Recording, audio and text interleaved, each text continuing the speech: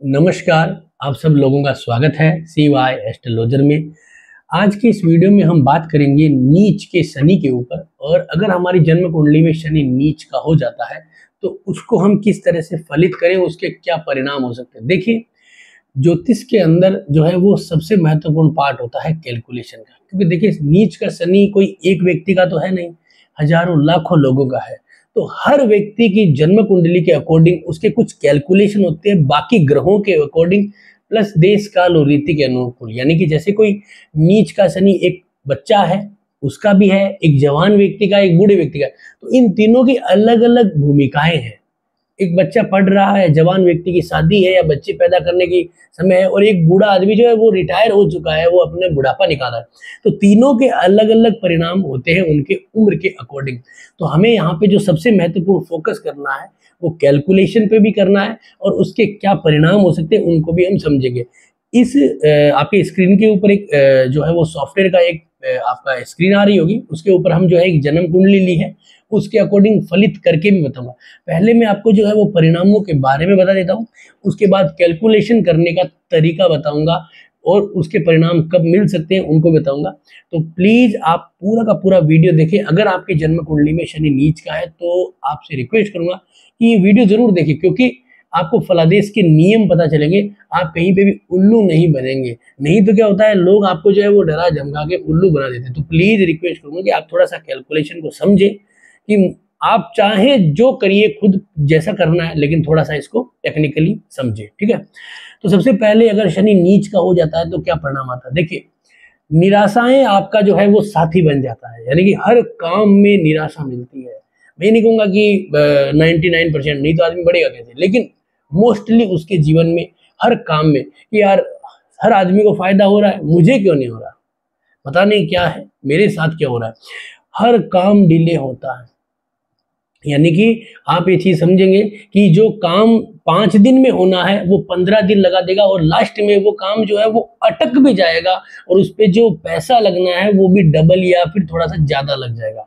या फिर ऐसा भी होता है कि एंड मोमेंट में जाके वो काम मतलब बिगड़ भी जाता है, या फिर वो काम ऐसा होगा कि आपको उसका कोई लाभ ही नहीं होगा, यानी कि मतलब जो मजा था ना वो चला गया, ऐसा होता है।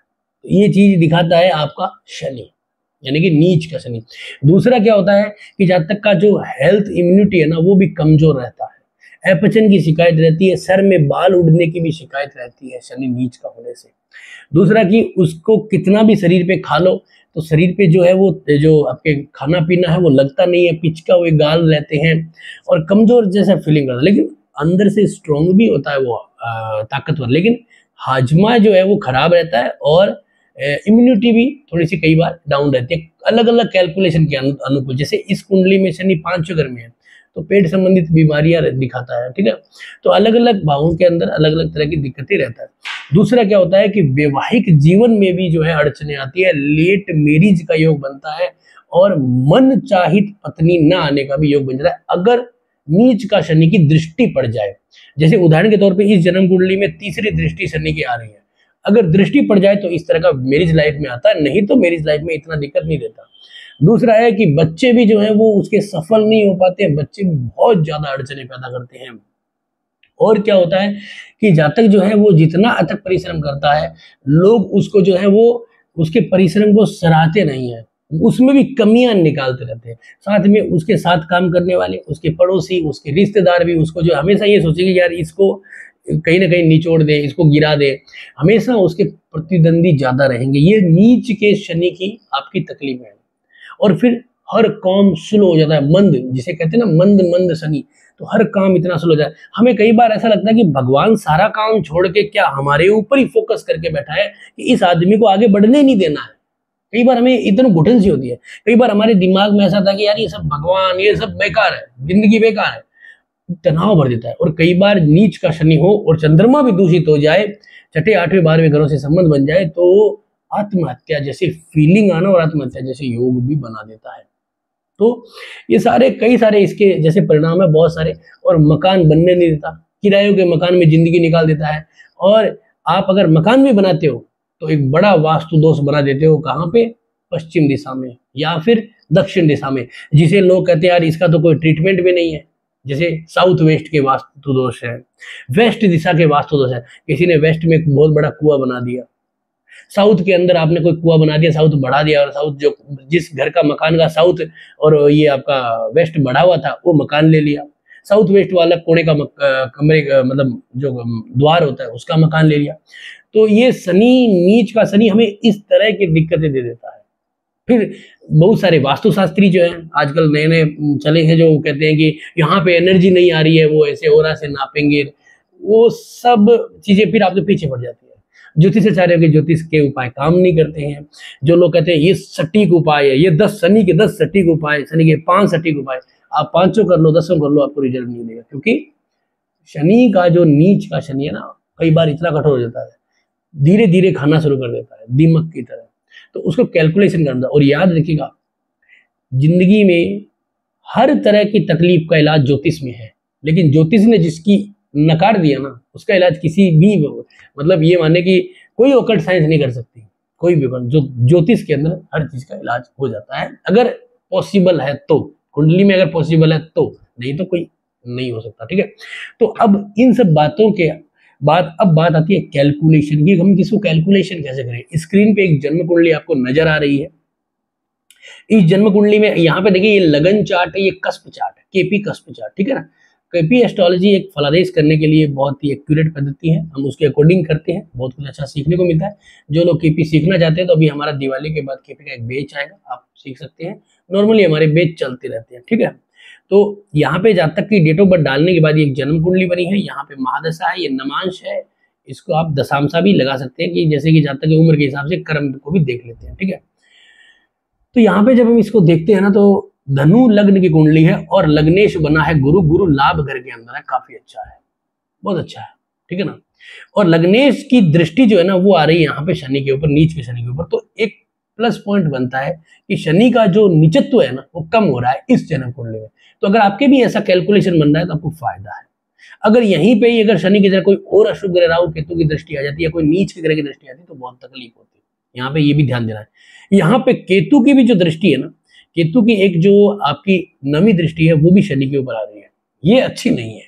तो इसका मतलब क्या है कि अगर शनि में केतु या केतु में शनि चलेगा तो आपको तकलीफें ज्यादा रहेगी, जबकि गुरु आएगा ना तो रिजल्ट अच्छे आएंगे। और गुरु जो है वो अच्छा रिजल्ट दिलवा रहा है शनि से, तो जातक को लाभ भी रहेगा, ठीक है।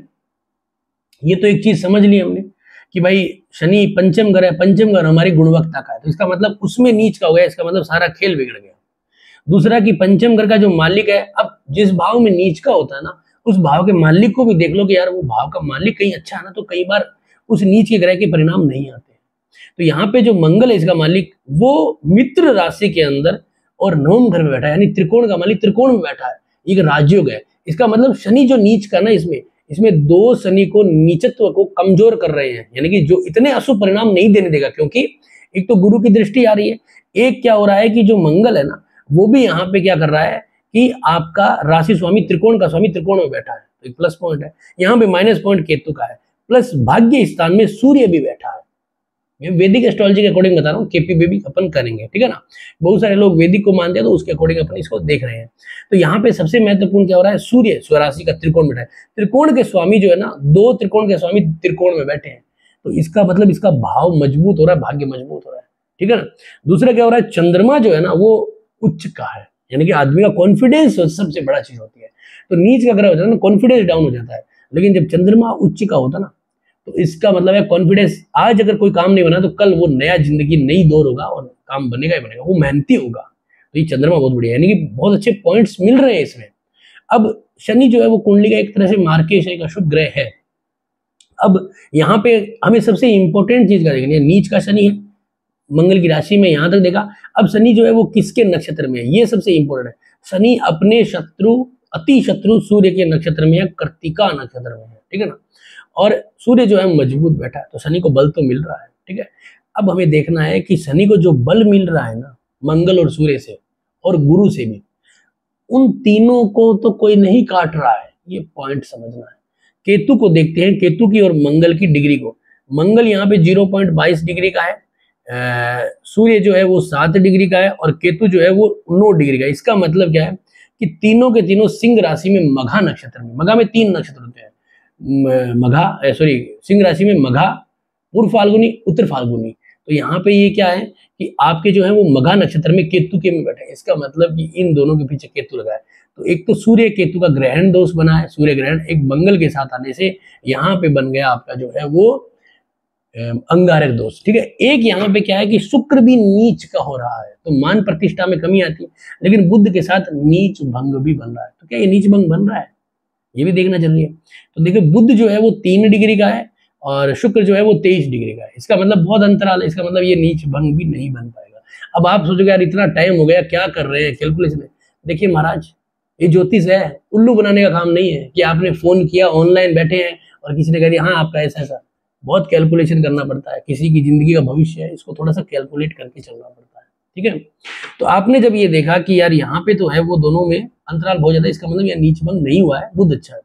तो कुल मिला के हम ये देख रहे हैं कि शनि जो है ना नीच का है, कुछ हद तक कम हुआ है, लेकिन इतना भी नहीं हुआ जो कि केतु खराब कर दिया, इसको पूर्ण रूप से खराब कर रहा है। अब आज की डेट में जातक को जो है वो दशा चल रही है शनि की, और ये 2019 से लगा हुआ है।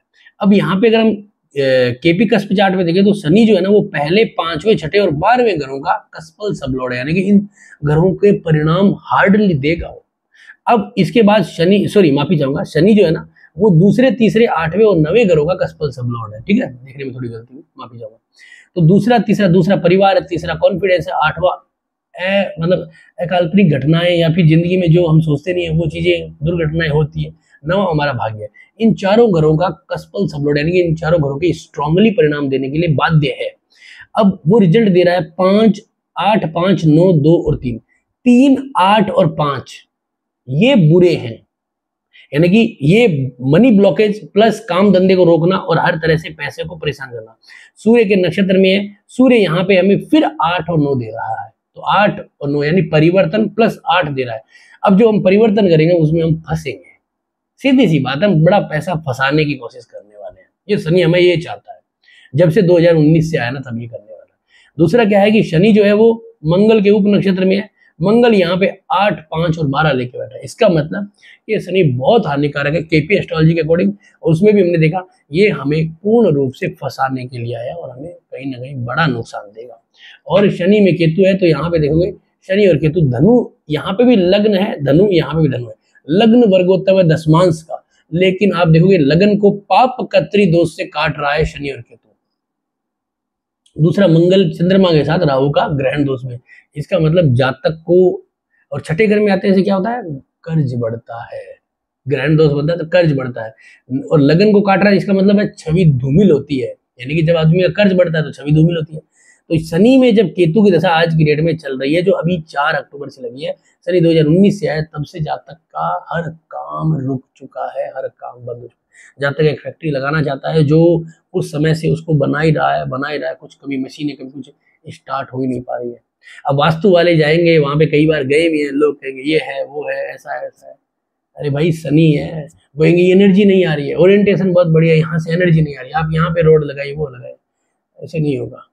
दशा के ऊपर से कभी कुछ नहीं निकल सकता, हमेशा याद रखिए। अगर आपकी दशा अच्छी है ना तो आप कुछ भी कहीं भी रख दीजिए, काम बैठेगा, दशा नहीं तो कुछ नहीं। ठीक है, तो सबसे इंपॉर्टेंट चीज क्या हो रही है यहाँ पे, हो रहा है कि आपकी दशा आपको ब्लॉकेज दे रही है। अब कई बार ऐसा होता है तो क्या शनि की पूरी दशा खराब जाती है, नहीं। हर ग्रह जो है ना, हर ग्रह जो है वो कहीं ना कहीं क्या होता है कि उसका एक उदय पोजीशन होती है। आपने सुना होगा कि 3 तरह के उदय पोजीशन है, शीर्षोदय, उभयोदय और पृष्ठोदय।